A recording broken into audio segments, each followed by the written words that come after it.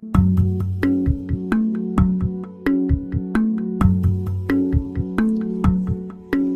is Unconcluded, a real-time investigative podcast looking into the 2006 disappearance of Jennifer Kesse in Orlando, Florida. I'm your host, Shaun Gerd. And I'm your co-host, Scott J. As you may have noticed in the episode title, we're calling this show Sidebar, and it's going to be kind of our in-between episodes episode. It's going to be an off-the-cuff conversational type show where we tie up loose ends from previous episodes, respond to questions and comments that we receive, and talk about things that maybe just don't fit into a regular episode. We'll also express some of our thinking and personal opinions along the way.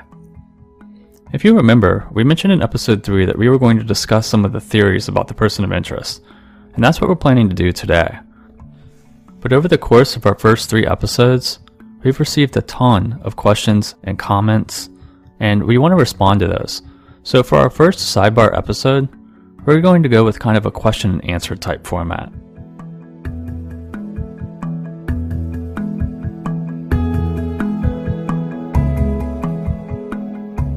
All right, the first question we're going to delve into involves what Joyce talked about at the end of episode 3. She made a correction about the bloodhound and where it tracked back to at Mosaic at Millennia and actually went to the back of the steps. So the question comes in from Shannon on Facebook, and she asks, what do you make of the dog going to the back steps at Jennifer's condo? So yeah, that's a question that we've gotten a lot of since the last episode. So you remember in episode 3, like Scott said, that Joyce Kesse corrected herself and said that the bloodhound tracked the POA back from the Huntington on the Green to the staircase that led down by the pond behind Jennifer's condo. And before I go any further on this particular question, I do want to make a couple things clear. For those of you who aren't familiar with the Mosaic at Millennia, first of all, remember that Jennifer's condo faced out over the pond, and therefore the stairs that lead up from the pond side of the building are actually closer to her door than the stairs on the opposite side of the building that led out to the parking area. So if the intention was going to or coming from her condo the shortest route possible, those stairs would have been closest to her door. So that's one thing to keep in mind. Now the other one is that some of you may have the same problem that I did the first time I heard this, and that's kind of like a mental image problem. So my mental image of what stairs leading to the back pond area meant and what is exactly at Mosaic at Millennia are 2 different things. In my head, I had imagined that the stairs led down to the back of a hallway and then exited out of the hallway. You would have just kind of walked into grass which led down to the pond. Way back in college, I lived in an apartment that was set up this way. There was a long hallway and you could just walk out through the grass down to the pond. But this is not how it is at the Mosaic at Millennia. So at her building, it's a little different. The stairs lead down to a back hallway, it's kind of like what I said, but instead of there being grass and then down to a pond, there's actually a sidewalk. And the sidewalk is probably 10 or 20 yards long, and it leads to a little road. And the road kind of traces around the long side of the pond, and there's parallel parking on that road too. So when you head out of that back staircase, it's almost like a little miniature parking lot, sort of. And then on the other side of that is the pond. So it's not maybe as weird as it sounds, like this particular POI was coming from like the woods into the back entrance of her apartment. It's not like that.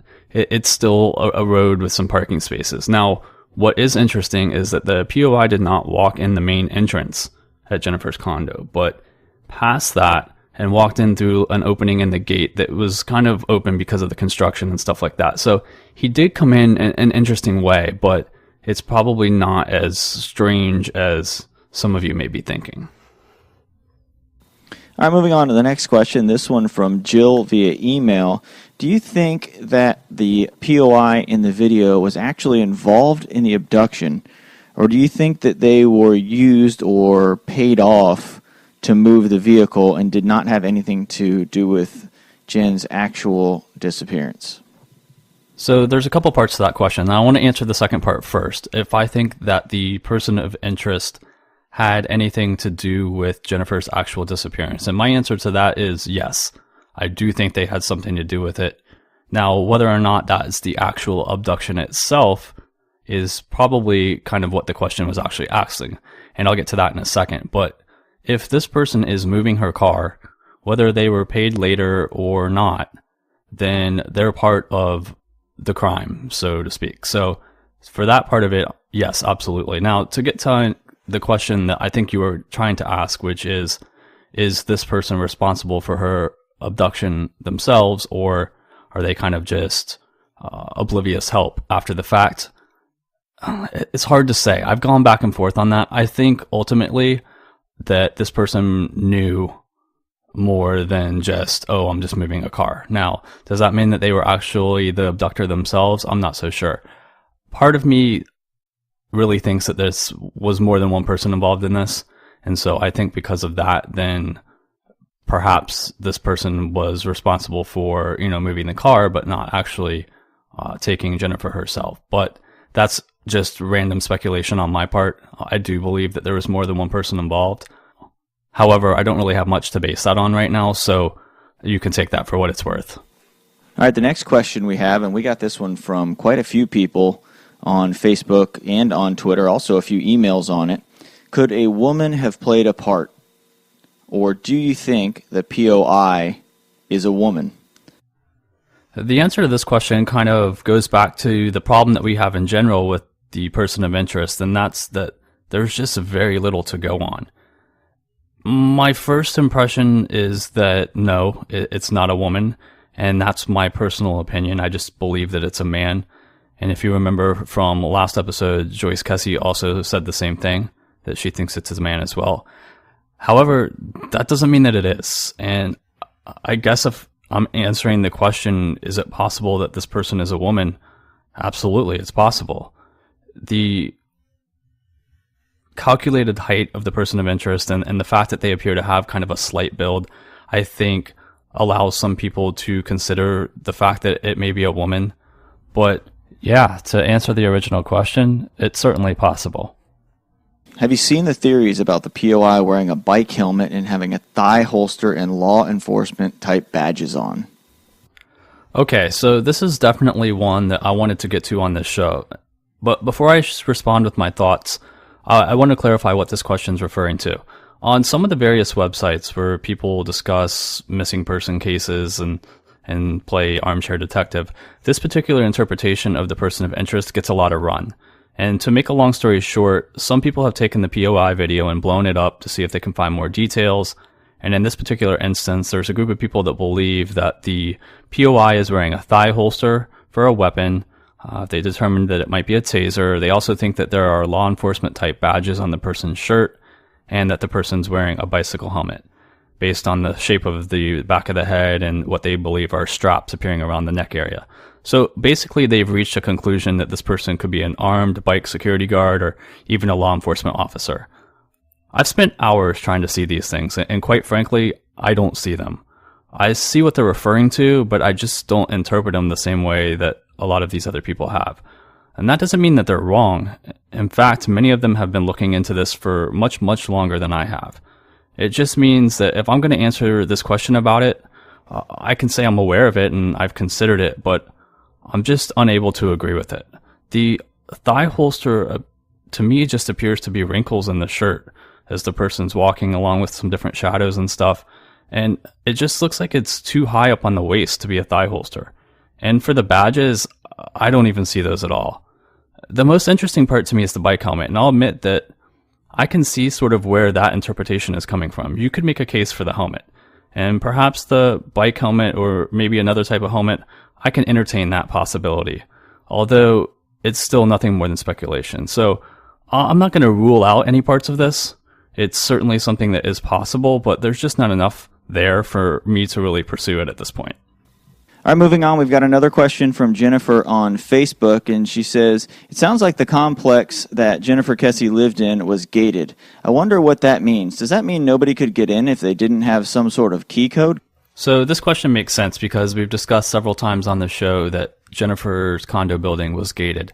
However, what we probably failed to mention is that because of the renovations that the building was undergoing, the gate was kind of just open. It wasn't closed, or the access codes weren't being used at that particular time. So anyone could have gotten in and out back in January of 2006 due to the different construction and things that were going on. So even though it was gated, it wasn't really as secure as that might sound. And I already kind of mentioned earlier in another question that the actual POI used a different access point that was just kind of an opening in the gate because of that construction and stuff. So to answer the question, yes, it was, but it didn't matter in this instance because it wasn't really being used the way it's supposed to be. Okay, here's a question now from Miriam on Facebook. I noticed people mentioning that the person of interest may be wearing painter's pants or some sort of worker's uniform. Have they looked into any remodeling that was done in the neighborhood where a person like this was hired at that time? This is perhaps the most popular interpretation of the person of interest's clothing, that the person is wearing a construction uniform or painter's clothing or a landscaper outfit. But all of it is a little bit biased in my opinion, because people hear the information about Jennifer's condo being renovated and how there were landscapers working near her building each morning and all of that, and it makes it a lot easier to see the POI wearing these types of outfits. It's also easy to make this connection because the POI appears to be wearing all white. But remember, as Joyce told you in episode 3, the color of the clothing was determined to not be accurate. So it almost has to be disregarded when trying to determine what the person of interest is wearing. Now, when we get to talking about suspects in this case, we're going to spend some time talking about the circumstances surrounding these types of workers. And there are a lot of reasons that make sense. In fact, it's probably one of the more probable scenarios. But if we're looking at it strictly at the clothing from the video and not considering the colors, then I'm not really sure that the person looks to be wearing this kind of clothing any more than any other type of outfit, really, that other theories kind of suggest. So I don't know if we can say, yes, that's the case. I think certainly the first time you look at it, it does appear that way because it appears to kind of all be one color. And to answer the question, you could absolutely make the case that this person is wearing a construction, uniform or a painter's uniform. However, that said, I'm not ready to, say that that's exactly what it is yet. We have another question from Facebook, this one from Anne. Was Jennifer's brother's friend ruled out as a possible suspect or the POI? Quite simply, the answer to that question is no. At this point, there is no one that's been ruled out as a suspect, and that's kind of part of the frustrating part of this case. Now, that's officially. I think that from the standpoint of our investigation or the standpoint of the police's investigation, they haven't exactly said these people are not suspects, but I don't believe that her father or her brother or her boyfriend Robert, any of those people were involved at all. So if we're talking about eliminated suspects, I think that we can say there are some people that have more or less been eliminated, but from the official standpoint of has anyone actually been cleared, the answer is no. And to your specific question about Logan's friend, that is certainly a person of interest, I'd say, because of some of the circumstances surrounding that individual's evening, the night that Jennifer disappeared or the night before she disappeared. And that was actually the person that you heard Joyce talking about at the end of the last episode. So you can kind of take that for what it's worth, but certainly there is no one that has been eliminated at this point. Okay, moving on, here's another question we got on Facebook and Twitter from multiple people. Do you feel that this kidnapping was staged, or was it more of a crime of opportunity? Well, answering that question, I think we have to think about two separate scenarios. So to the first part, do I think it was staged? I don't think so. I think that it was planned, which kind of answers the second question about it being a crime of opportunity. In my opinion, it was planned and executed, but it wasn't necessarily something where they staged her apartment or anything like that. Now, again, that's just my opinion at this point, and that certainly could change in the future. All right, we'll go on to another question that involves the POI, and it sort of piggybacks off of what Joyce Kesse has said in the episodes, that her theory about it possibly being a teenager, and that was her first instinct was that it was a teenager. And what are your thoughts on whether or not the POI could be a teenager? As with a lot of the things that we've mentioned on this show, it's certainly a possibility. And if you look at it from the standpoint that the FBI determined that the person of interest was 5'3" to 5'5", and the fact that they appear to have kind of a slight build, a teenager makes sense. So when Joyce said that was her first instinct, that's not surprising. And there's something else that I wanted to mention too, because there are a couple of people that have mentioned that they see, or that it appears to them that the person of interest is carrying a skateboard as they walk past the gate. And I've gone back and looked at this a couple times, and it's actually kind of compelling. It's interesting because I can see it. If you look at the bottom of what we kind of imagine the person of interest's arm is, and you can see it's kind of straight back, or not straight back, but straight down and slightly to the back. And it appears that their hand is kind of, their knuckles are curved up. You can almost imagine them carrying a skateboard under their arm. And the ends of that skateboard are obscured by the gate and by the sign that's attached to the middle of the gate. But you can almost make it out. There's kind of a little bit of a darker grayish area around the midsection of the POI. And I'd always attributed that to just a difference in the pants or the way that the light was reflecting. But I don't know. Now that someone has said it, I can see it. So it's definitely something to kind of keep in mind.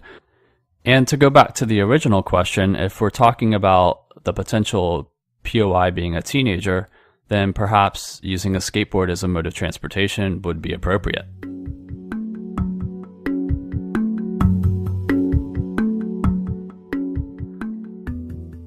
We're going to go ahead and stop there and wrap up our first Sidebar episode. We'll look forward to continuing these short, informal, in-between episodes as we go along. Now, before we go, at the end of episode 3, I said that we were going to pick up with starting to look at some of the suspects in this case. But that's changed. Remember, as this is a real-time investigation, things don't always go as planned. And he was pulling behind him a girl by the wrist. I would say that she was not trying to, resist being pulled in. She came in willingly, but he had a grip on her wrist, and it would have been her right wrist. It was not a grip on her hand. So next week, we're going down a different path.